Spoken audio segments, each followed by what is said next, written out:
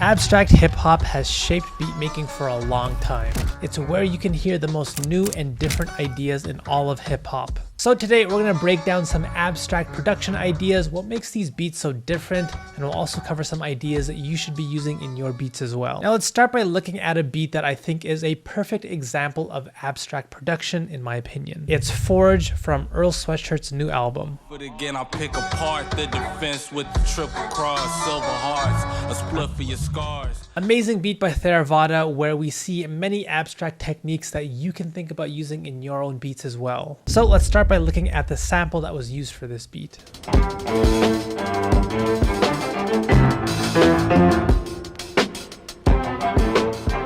Already we see a unique idea with the sample choice. This isn't the typical soul or jazz sample that most producers would reach for.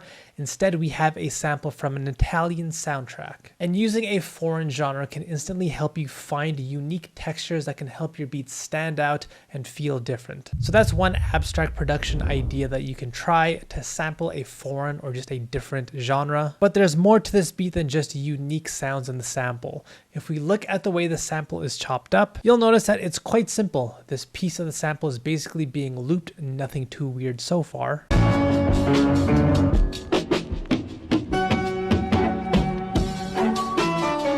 What helps this beat stand out is what's happening in the sample itself. Abstract hip-hop often finds different ways to push boundaries, and in this beat, what helps this beat stand out is the drum structure. If this were a typical beat, you would expect to hear a drum pattern like this.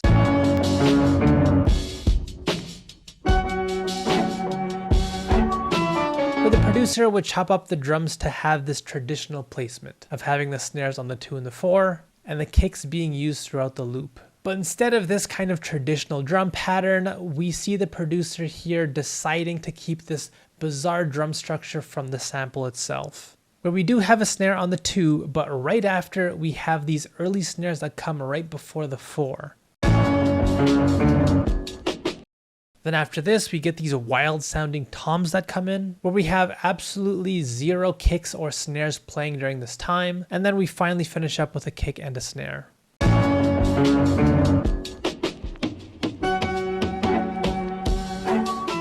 Not only is the pattern unique, but so are the textures.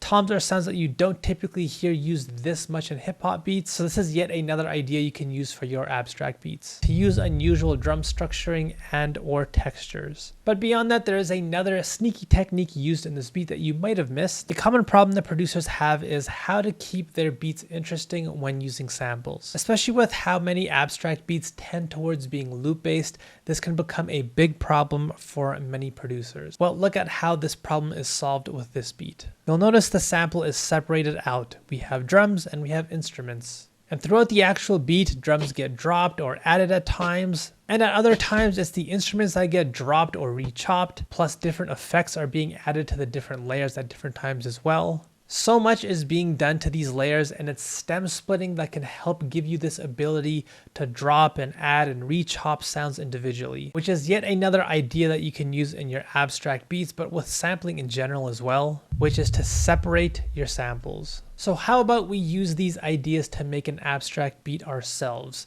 Let's first find a foreign sample. Here's a little tip if you struggle to find good samples. If you have one sample that you really like, try searching for it on discogs.com. This is a website that shows you all the credits from any album that you search for. Here I will search for the same sample that was used in Forge. And you can see down here there's a recommendation section giving you more albums and songs you can try looking up and sampling. But another feature that's super helpful is to search by the label. From here we can use these filters. So I will look for more soundtracks from Italy, and let's say from a year that's late in the 70s. And I will search for this album on YouTube. Here is a sample that I found.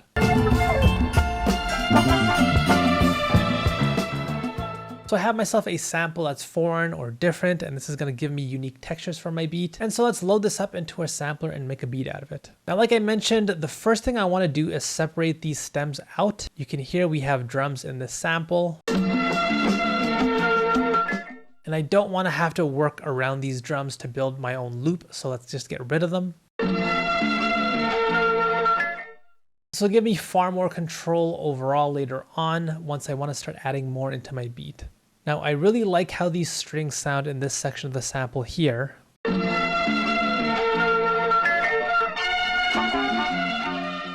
I want to use these to create a very simple progression, but the problem is that the notes are a bit too fast moving. So I will slow the sample down and pitch it down slightly as well.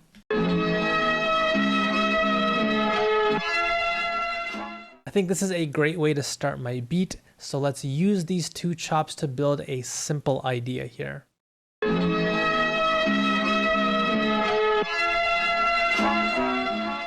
Now, one thing that I like trying to do with string samples like this is layering them. This can help create a much more dense, full sounding loop if your sample sounds a bit too thin. So here I will clone this sample out. And then for the second layer, I will pitch this down one full octave and just play the exact same pattern.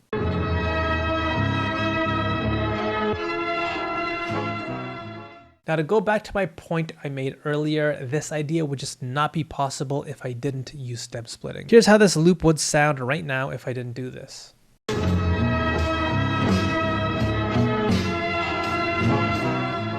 Not only are these drums in the way, they are playing a bizarre rhythm. Thankfully, stem splitting has helped me fix both of these problems. Next, for this beat, I will clone this sample out a third time.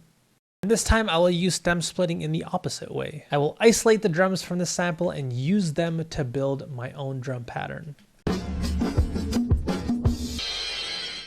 Doing this can help you instantly get drums that will definitely fit with your sample since they came from the sample itself, rather than trying to force drums from your library into the beat that just might not work aesthetically. Just an extra tip you can think about. And for my drum pattern, I will use this as an opportunity to do something abstract once again. Let's build a pattern that's unconventional. To start off, we'll begin with a straightforward approach of having a kick on the 1 and then a snare on the 2. I do find that if I start my drum pattern off too bizarre, too fast, it becomes much harder for the listener to gain any sense of actual rhythm. So I usually wait to get weird a bit later on in the drum pattern. Next, I will place a snare down early here and then put a kick on the 4 instead of a snare that would typically go here, followed up by a snare partway through the beat.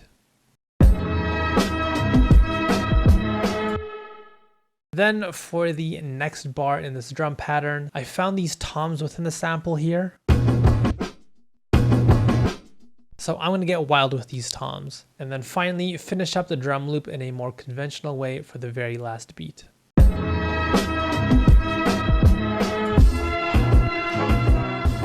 Alright, so far I like it. I do think this beat does need more though. It feels like the low end is missing. At this point I could bring in my own bass, but again I can instead use a bass from the actual sample itself. Again, to make sure I have a texture that will definitely fit. So let's clone this sample yet again, and this time I will isolate just the bass using stem splitting.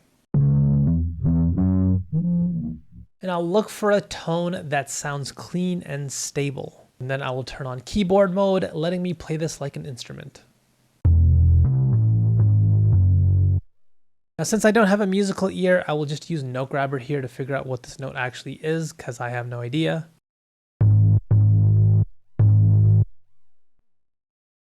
So it looks like this is a G sharp. Next, let's do the same thing and look at what notes are in the sample so I can build a bass line that will actually work.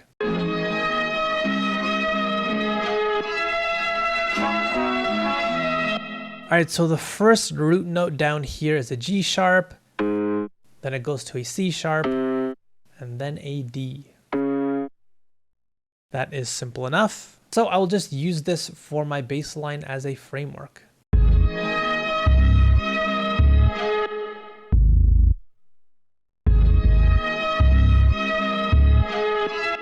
Then for the second bar, if we look at what the sample is doing, we don't have any low end root note down here, so let's see what note this string up here is playing, and it looks like it's an E.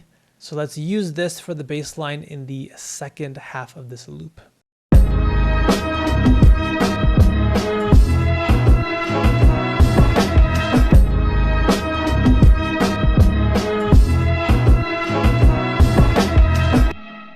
perfect baseline for my loop, but now comes the hard part of turning this loop into a full beat. Like I mentioned though, thanks to stem splitting, this is going to be made a lot easier. For example, I can simply just delete that top layer of the sample, so all we're left with is the pitched down version. And I can also make some slight changes to the drum pattern as well. And then maybe every once in a while, I will use this alternate version of the pitched up sample for the sake of variation, bringing it in and out throughout the beat.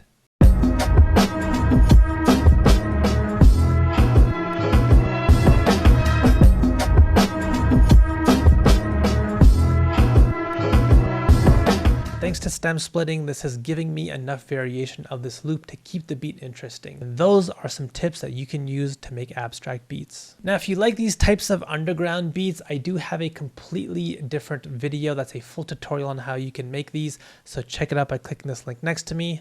And if you want to check out Note Grabber, that is also right next to me as well. So click one of these and yeah, click like and subscribe as well. But yeah, click something next.